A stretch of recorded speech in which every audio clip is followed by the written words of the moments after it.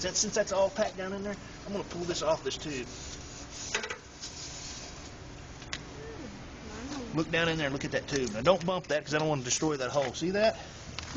Now when I light this, what happens is this burns on this inner end, and it burns about a ½ inch an hour, and it slowly burns out till it's all gone. So that bucket will produce consistent heat for 8 hours without going out. Like a candle. Yeah, I mean it's unbelievable easy to start and run. I mean it's nothing to it.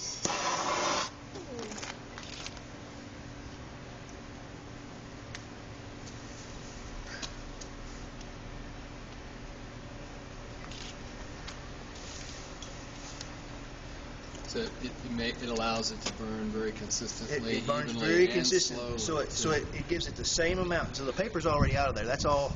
See, that's just it's lit now. And so you know that they're protesting at the Federal Reserve building, right? Because I sent 2 of these out. That's how they cooked all their food in. Careful. Is that right? Yeah. So and then I'm sorry, I don't mean to dust you. Apologize. Got you a good snort there. Now, and so I started learning about combustion and also started learning about chimneys. So you know them smokestacks you see at them places, them power plants are like 500 foot tall. You know they're only like 10 degrees warmer than the outside air. Really? But if you, then they cause that much draft. But if you get a chimney 100 times hotter, you can make it 100 times shorter. So heated chimneys pulls good draft. But yeah, I'll just put this on here now and And that'll put it out? No, that's a chimney. Oh. Dang. That's awesome. Glad I got this on video. Yeah, you need to totally email that to me.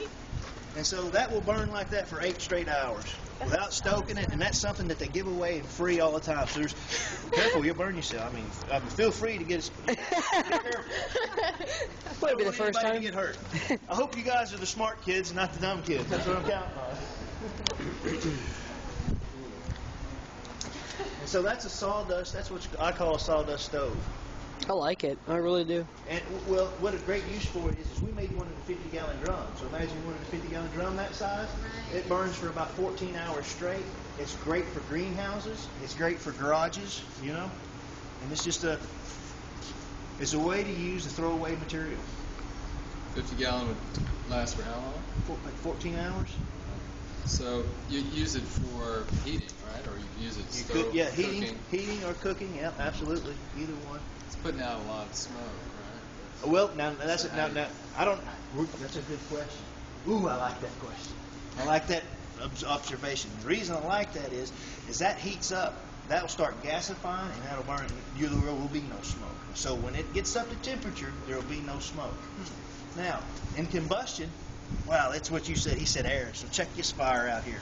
So I wanted. This is a gasifier too. So he has mentioned smoke. So whenever you got smoke, what does that mean? That means that you're not burning. But that's true. That means that's true. But it's also true. Not enough oxygen. And if you was hitting that fire with more oxygen, it would burn more cleanly and burn completely, and there'd be no smoke, right? Right?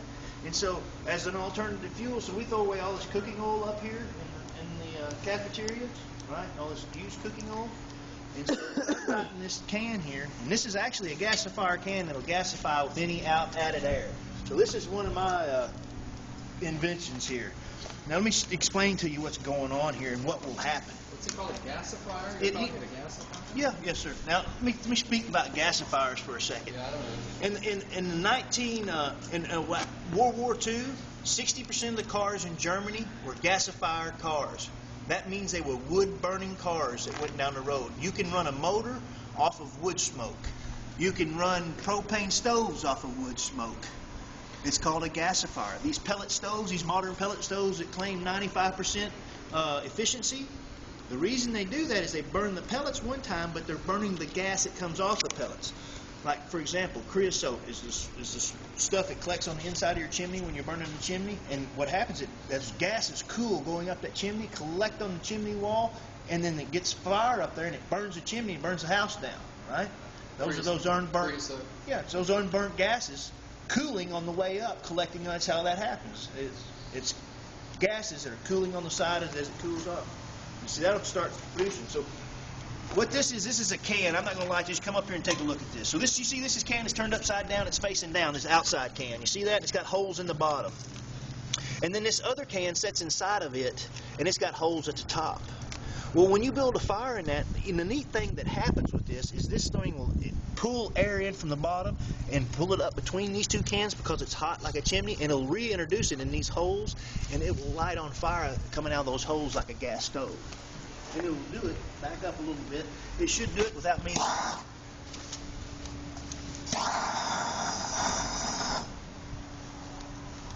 I'm glad you're recording this. So, back up a little bit more. Thanks. Back up a little bit. But don't back into that. Oh no, I'm fine. That'd be horrible.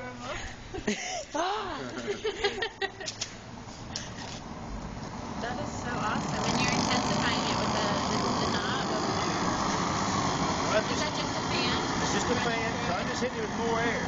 Now, what else is in there is you're seeing that temperature come up. Let me show you something. Now that I got it hot, I want you to see it gasify.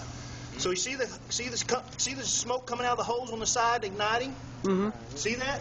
On the side. Go over there and you see this hole. Here it comes. See that? Yeah. So that's oxygen reintroducing from where I'm telling you. It's drawing it from the bottom and then lighting. Now it kind of went out. It's not gasifying. It's not quite up to temperature. Let me blast it. You see the smoke? And he asked me, why is it smoking? Well, it's smoking because you don't have enough oxygen to it. But notice it. When I throw the air to it, it'll see that smoke go away? Because you got enough oxygen. But the cars you were saying though in World War II, then they were running on that gas and smoke that. They were running off the smoke though in the center. Yes. Like the old Volkswagen. So we've actually made these units when they put on such a tremendous amount of heat. Is we're making these units that actually replace logs of wood stove and burn cooking oil.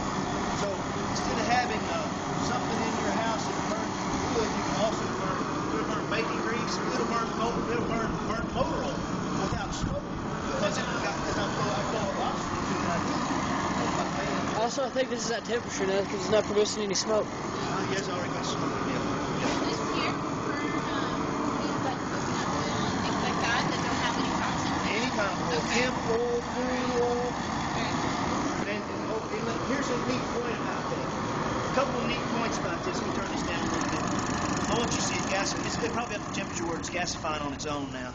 I want you to see it coming out of the holes in the side. You see those holes light up.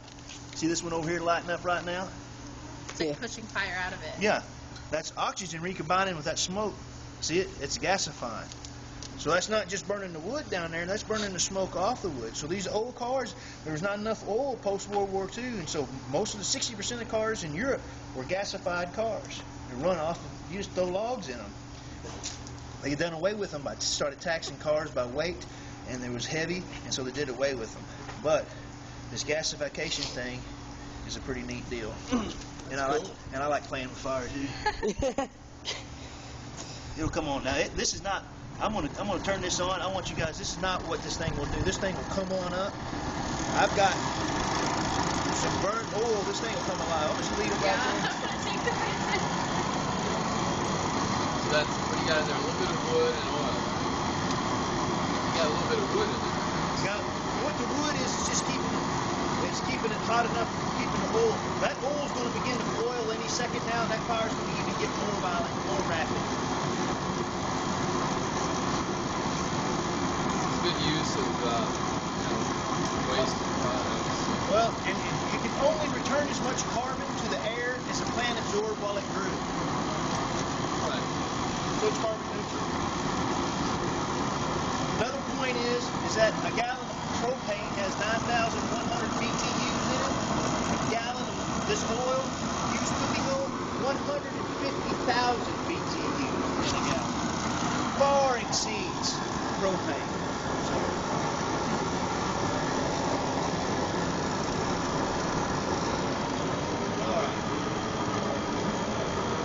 I was hoping that thing would come on live. Maybe I'll get it to come around here. I'll mess with it another minute.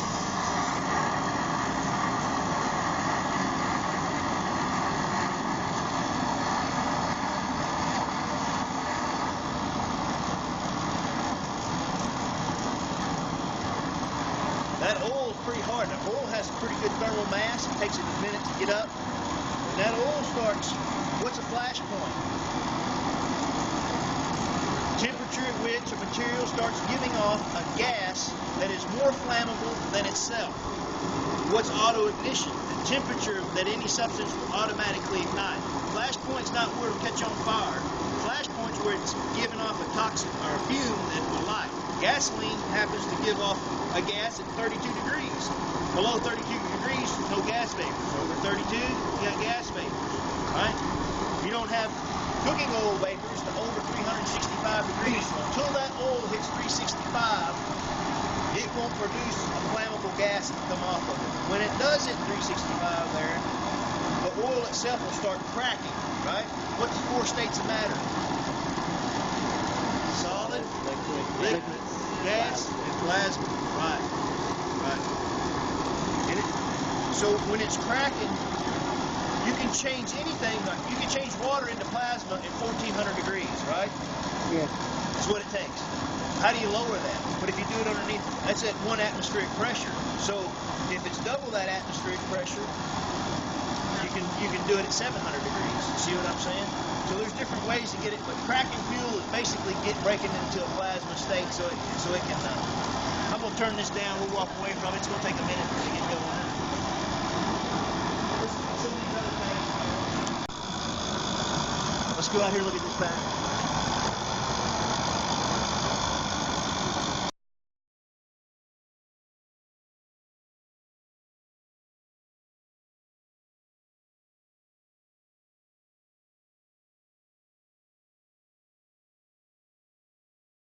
It's a burnable H2O2 How many gas. 2,000?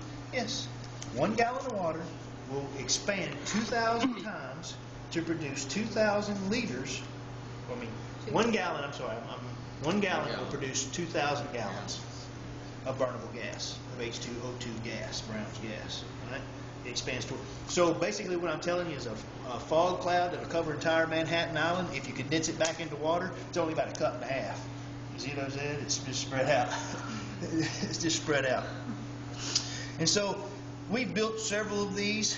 My kitchen has a hole in the ceiling where I blew this up through the ceiling and out the top of the house because I backflashed. You know, like propane won't burn until it hits the air, but this has H2O in it, so it has oxygen in it. So I had a clear tube on it, and when I lit it, the fire went up the clear tube, went in here, woo, and blow that thing off and just shot it through my ceiling. Okay, I can go out there and shoot this off, show it. It's not probably the safest thing in the world. We're going to forego that one. And this is the next. So this is like the next generation of what we built here. This was built on a battery charger platform, okay, which means it's a battery charger like you would charge your car battery if it was dead, right? And we put a voltmeter and an amp meter and a pressure gauge in it. And this is our reservoir, and we use KOH. Why do we use KOH? Potassium? Potassium hydroxide. And okay, what's potassium hydroxide? So why do you think we use something that's got hydroxide in it? What does that mean it's got in it? Hydrogen. It's got a hydrogen molecule. Some says it's hydroxide, it's got a hydrogen molecule in it. Right? So I put this in water, it even makes it release more hydrogen. Right? So this is just water and KOH, which is a very corrosive source. It used to be the battery charger to push electricity through water.